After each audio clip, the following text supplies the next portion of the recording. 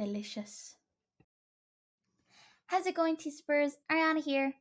I have been busy with school and I know it's been a while since I posted. I have so much to share and update you on, but that will be for another video. Today, I want to talk about microaggression. Microaggression may seem subtle or passive discrimination against members of a marginalized group.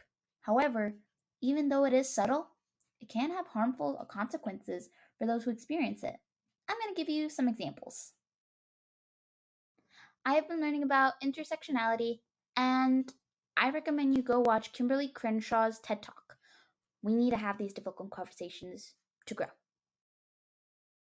Just because we do not go through someone else's experience does not mean we can ignore or deny those truths. There are different forms of microaggression. Trigger warning for those who have been on the receiving end of it. I do encourage you to pause and discuss if need be. This is one which a person of color is presumed to be dangerous based on their race. It could be at the gym or at the store, but certain people will stare at a person of color as though they don't belong there. It's a look I have when I step on dog poop at the trails. There could be subtle gestures like clutching their purses. In this example, a person of color is assumed to be foreign born. Perhaps a person of color is asked, where are they from? Even if they are a citizen, they might be questioned more, like, yeah, but where are you really from? The message that this sends is that they're not an American. Have you ever been questioned of where were you born? This is when a person is objectified or treated as tokens. For example, telling a person, you're so exotic looking, or what are you? You're so interesting looking, or even, how do you get your hair like that? These comments send messages that the person is a foreigner in their own country. Phrases like, wow, you're actually intelligent, or you speak English so well, sends messages that someone is assumed to be less intelligent or capable than you. Comments like, I wish you'd be more vocal, or you should speak up more, to, let's say, an Asian American. This sends a message that they need to leave their cultural baggage outside because communication styles of the dominant white culture are normalized.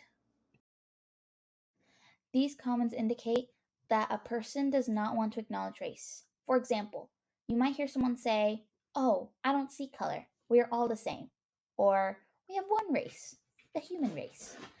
This sends the message that people of color are denied their own racial or ethnical experience. This is when, let's say, a woman is treated as an object. Anytime a person comments on the appearance of a female at school, work, or even in the home is very harmful because it sends a message that the most important thing about women are their looks. Phrases like, oh wow, you look great for your age, or she shouldn't be wearing that, or even schools restricting what girls wear. Really? We need to do better.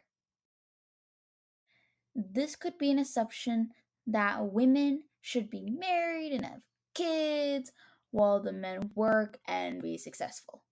Men are called leaders while women are called bossy, and another name that starts with a B. Some examples when the men are assumed to be the moneymakers or the boss, while women are assumed to be nurses, assistants, stay at home moms. The message that this sends is that women are incompetent when compared to men. I do want to remind you all, we all hold biases to some extent. Let me show you. A man and his son were driving and got into a terrible accident.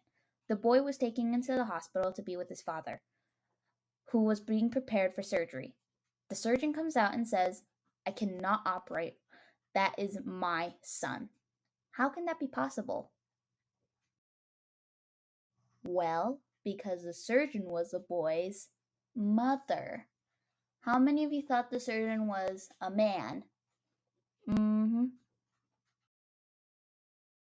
I know many of you had heard this either on TV, social media, or your peers, but phrases like, oh man, you're so gay, or ew, I'm not gay, don't touch my hand. I was walking past the high school when I saw a boy fell. The rest of the group laughed and said, don't be gay, let's go. The message that this sends is that being gay is negative and that people who are gay are weak.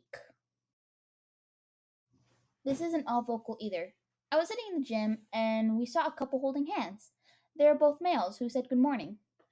We walked to the same weightlifting area and there was a man already there. He stopped to stare in disgust at the couple. The message that he sent is that it is not normal to be in the same sex relationship, and it breaks my heart to see.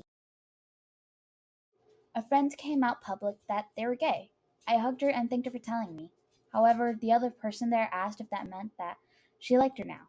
This unfortunately sends the message that she would automatically be attracted to them. When we make assumptions of someone's partner being the opposite sex to them, we send the message that they are not normal. I started using the word spouse instead of husband or wife.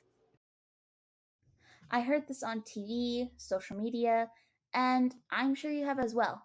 When someone makes a joke or assumptions about religious minority groups, for example, when someone jokes about a person who is Muslim is a terrorist. This is something I've seen often, and while I understand most people don't mean harm, it doesn't undo the harm. As many of you know, I have ADHD, and when someone learns that I do, I am told a similar phrase like, oh wow, I would have never thought you had ADHD. You seem so normal, and the way you speak, it's so articulate. The message that this sends is that it is unusual for someone with ADHD to be intelligent. While denial fits all categories mentioned earlier, I often hear phrases like, oh, I'm not racist, I know a black person, or I'm not sexist, I'm married to a woman, or I'm not homophobic, I know a gay person. Denying it doesn't cover up the statement. Own it, apologize, learn, and move on. Many comments indicate that there is an equal playing field. If a woman, or a person of color, or a disabled person, or LGBTQ plus person cannot make it, the message is sent that the problem is with them, not a systemic issue. Intersectionality is layers, like an onion. It shows how privilege makes someone successful. This is when a target group member receives different treatment from the dominant group. For example, a person of color who is a customer is mistaken as a cleaner.